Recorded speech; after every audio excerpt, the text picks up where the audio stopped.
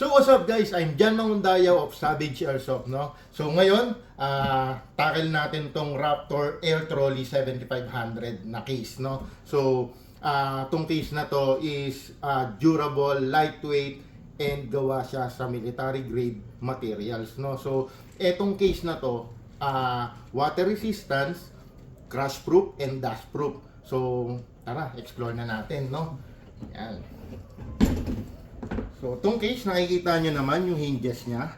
So, napaka-solid, no? So, talagang protektado yung gamit nyo dyan. And, meron siyang 7 latches. So, 1, 2, 3, 4, 5, 6, and 7, no? And kung makikita nyo rin, meron siyang 3 carry handle. So, 1, 2, and 3, no?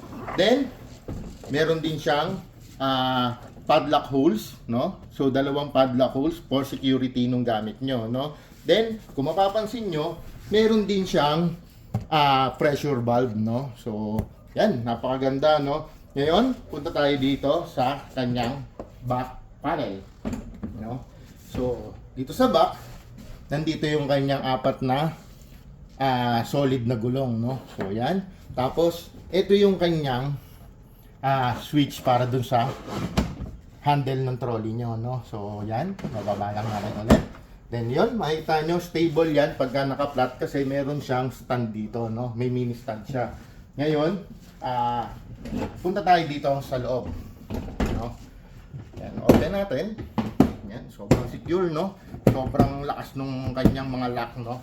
So, inside, meron tayo ditong pick and pluck na foam. So, foam padded siya. Tapos meron siya ritong egg tray foam, no? Tapos loaded siya ng O-ring, no? So sealed siya, no? So kasi nga water resistant siya, no? So meron tayo ditong 1, 2, 3, 4 na layer ng pick and pluck na foam, no? So yun,